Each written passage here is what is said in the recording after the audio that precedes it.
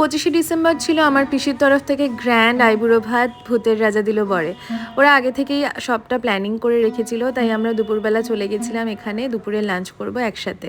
আর এখানে তোমরা দেখতেই পাচ্ছ কি সুন্দর করে ওরা আয়োজন করেছিল, অ্যাম্বিয়েন্সটা ভীষণ সুন্দর ছিল আর এত কালারফুল চারিপাশটা। আমি আর দাদু এখানে একটু ছবি তুলছিলাম, আর তারপরে হাতে তালি না দিলে ওরা খাবার দেবে না, তো ওদের ওখানে এটা বেশ মজার একটা ব্যাপার।